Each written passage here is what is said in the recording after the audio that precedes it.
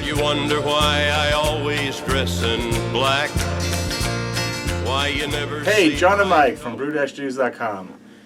Tonight, we're drinking some more Imperial Stout. Because it's here. Because man. it's here. It's delicious. We have it. We're going to drink it. Yeah. But after that last video, we started talking about porter and stout. You brewed that great brown porter for Brew United. Yeah. We're drinking this Imperial Stout here. And so one of the things that you can see debated on forums a lot and stuff, and something that I've struggled with a lot, I brew a lot of stouts. I love stout.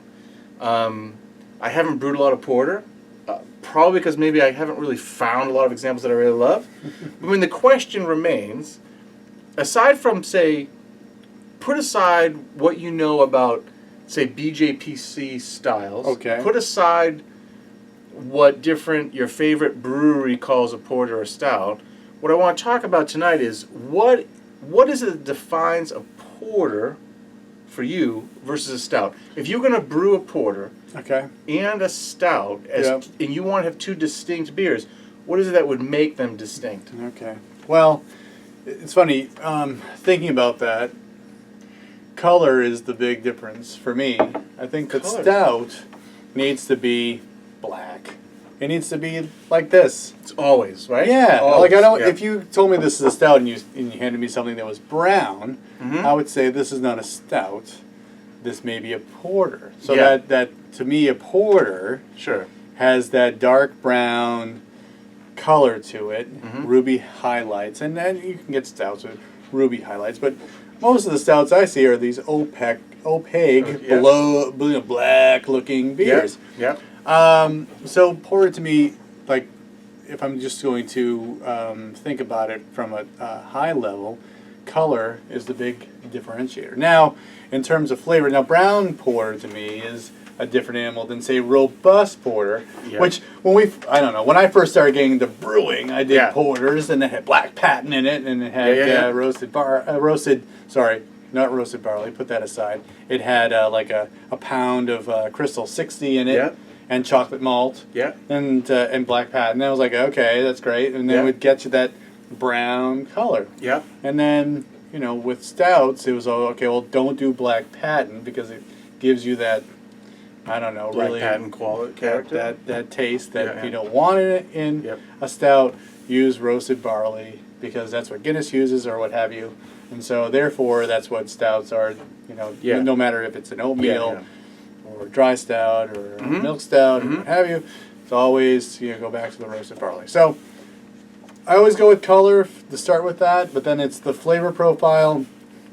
Hard to say. Like, stouts, to me, I guess, is that the flavor quality you get out of, the roasted barley. Okay. And kind of like a dry...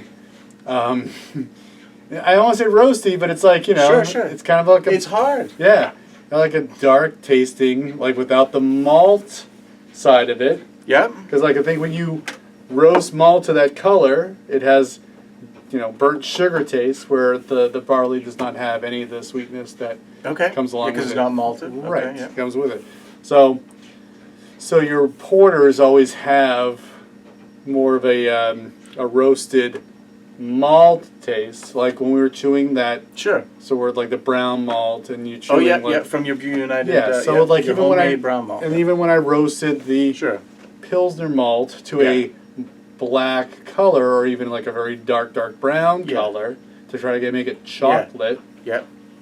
It still had burnt sugar qualities, because that sweetness gets burnt. So anyway, so that's, I guess, the big difference to me. Like, is our stouts ashy? I don't know. Anyway, so continue.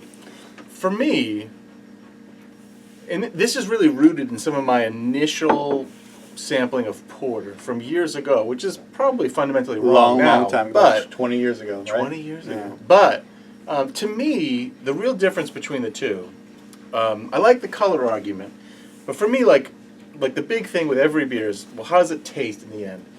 To me, porter is a drier, heavier roasted flavor, because it's drier usually, beer. Okay. Maybe with more of a more coffee notes, which is one of the reasons why I probably shy away from porter because I'm not a coffee guy. Just more of a prominence in the roast, the dark roast character, whereas stout has more of a range of flavors that tend to be a little sweeter, a little softer. There's more toast that goes with the roast.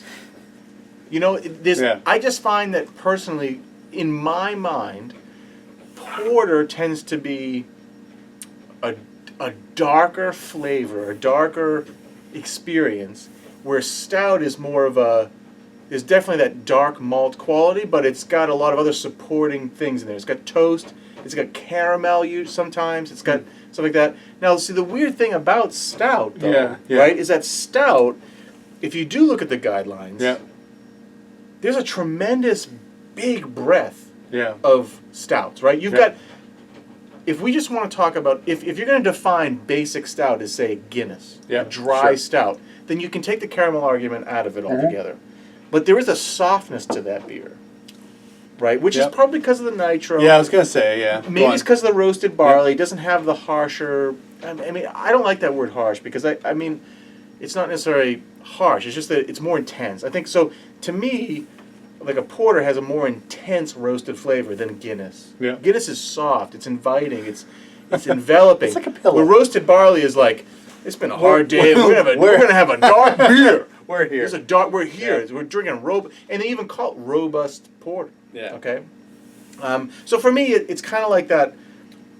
Stouts afford you more crystal malt, more toasty malts, and have a wider range of flavors. And I think that's reflected in guidelines, even though I told you to answer this question irrespective of guidelines, what it really feels to you. But I think the way it feels to me kind of stands to the fact that there's a big range of different stouts in guidelines. I think it's because there can be a tremendous breadth of stuff. But the interesting thing, Lee, but porter has a wider range in color, right? Because you can have brown porter, and then you can have dark porter or Baltic porter, which tends to look like a stout. Yeah. And it is difficult. That we'd be remiss to not mention the fact that these two things are very tightly related. Of course. And we could talk for hours on all that stuff. The history of it, sure. But what I'm really interested in is two home brewers and how they feel about the two different beers. It's funny that you're saying that you feel that stouts can be sweeter, and I wonder if it's a little contrarian to what you just said. Yeah. And I think that's one of the things that makes stout and porter an interesting juxtaposition, because I think people do have different feelings about what it is that they want out of their beers. It's funny. I made an oatmeal stout earlier, probably either late last year or early this year. Yep. And we tasted it this year. Yep. Yeah, because I think it was a kit. It was a kit. It's Northern Brewer kit. Yep. And there's a reason why I know this. Because, why? Well, because we mentioned. Yes, and because the malts. I want to do this malt roasted malt experiment thing. Yep. But that beer had a tremendous chocolate punch to it. Yeah. Yeah. It wasn't like a lot of dark roast to it. Yeah. There was a tremendous chocolate punch to it, which I found awesome. And I think that's what I expect out of my stouts. I want to have more of a chocolate experience with some toast and a little caramel. And you want a roast. But in my porter, I want to have a dark experience. Just, right? That's what I want out of a porter. But the funny thing is, porter isn't necessarily that. It's not, historically, it's not necessarily that. I mean, porter coming out of Great Britain, they're the people who invented and were using caramel crystal malt. So historically, it probably is sweeter than stout, right? Yeah. But that's not how I view it. It's not how I taste it. No. For us where we live, the first experience in porter, I don't know for you, but the first experience for me was probably like smutty nose, robust porter. Yeah. Right? And that beer is roasty. It's distinctly roasty. Yeah. And I've always been confused by this term of robust porter. To me, that means like robust means some sort of intensity issue, right? Yeah. So it's just interesting. It's an interesting debate, but if you're going to brew one, if you're going to brew both beers, and you want to call them different beers, how are they going to be different beers? Yeah, sure. There are definitely commercial examples of porters that you could taste and say, well, this is a stout to me, and vice versa. Because outside of the color. Because I mean, they that's the are thing. so. I think Yeah. of all the beer styles out there, they're so closely related. Sure. They're so Yep. closely related. Yep. So something I just wanted to point out too is that we've been talking in terms of the old guidelines, right? The 2008 guidelines, yeah. right? Yeah. 2000. The new guidelines don't even have robust porter. Really? Okay, the new guidelines, the 2015 BJCP guidelines, there's 3 different types of porter available. Okay. Well, 4 different types of porter, and there's Baltic porter, which that remained the same. Okay. But now robust porter and brown porter, those terms have gone away. Those are gone now. Okay. What you have now is English porter, which includes in its range of color and its flavor allowances. English Sorry, I was looking at the porter computer. is really the substitute for what we used to call brown porter. Okay. And then American porter is sort of more in line with what we called robust porter. Got it. Up until this point, I was always very confused by, Sure. I knew what brown porter was, Yeah. but robust porter could be English in character, it could be American in character. Right. That's what it said in the guidelines. But now, They've defined what's it. more Yeah. appreciated is the fact that brown porter is a really better example Sure. of what you would find either historically or today in England. If you were to go to a pub, In yes. what you get in America, which is then what kind of defines my approach to porter, is robust porter, which Yeah. is a dark experience. It's coffee. It's heavy roast. I'm not 100% sure where I stand on the malted barley, on the roasted barley versus black patent thing. Yeah. Because I know early on in my career, I used to make a lot of stouts with black patent, Mm-hmm. and I enjoyed them quite a bit. Sure. And I never thought that black patent was ashy or out of place. Okay. And that's part of this experiment that's coming up with Yep. what I want to do Yep. for us to taste. But I've kind of gotten away from that because you see on a lot of forums, roasted barley is for stouts and Yeah, black patent is sure. for porter. Mhm. But black patent is an English invention as well, and so that kind of, the new guidelines kind of really break things out by region. Yeah. They're really based on Interesting. nationality. So, and then there's this other category which we noticed that I found by accident when I was putting together this little list of data, is that there's this other category of porter called pre-prohibition porter. Which So is that American? it is American. Yeah. It is a pre-prohibition porter. I can't remember what it said. It was also could be referred to as there's a region assigned to it, not Kentucky porter. There was some weird region assigned to it. Interesting. But it looks like it's an Americanized version of brown porter. So it can be lighter in color, Yeah. slightly less in intensity. If Okay. you think of American porter today as being robust porter, Yep. so slightly less in intensity, and it would have American hops in it. Historically, American hops. So things like Willamette, Cascade, Cluster?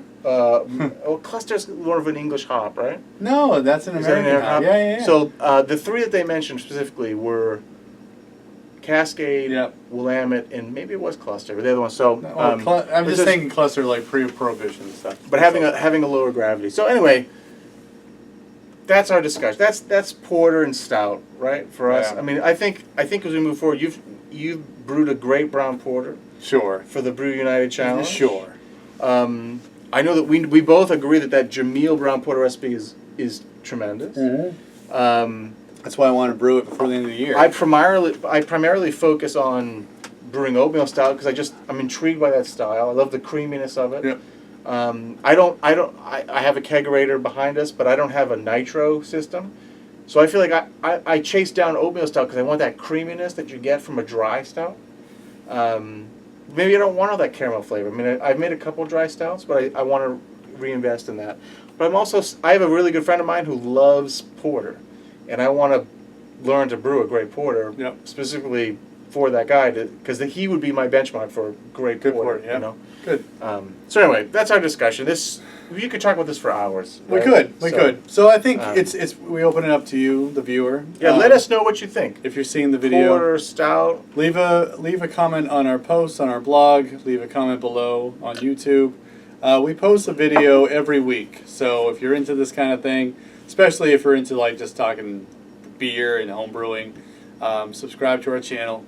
Like the video if you dig it, because we'll keep making more. But yeah, get into the conversation about stout versus porter. What is it to you? And what are the things you put into it to define each style? We'd like to hear from you. Even if you don't, you put away the BJCP guidelines for a second. Yeah. And just talk about your own experience with I it. think we all have an inherent idea of what every style means to us. Sure. Right? It doesn't mean that's what it should be. It's not the standardized thing, but Right. certainly, we differed a little bit just here. But It's part of the beauty of being a home brewer. yeah, Right? You Yeah. just apply your feelings Yeah. to your craft, to your art, and make a beer. You call it whatever you want to call it. absolutely. This is my Pilsner. No, I'm No, saying- that's not going to work. But anyway, thank you very much for watching. For John and Mike, brew-dudes.com. Brew on. Cheers.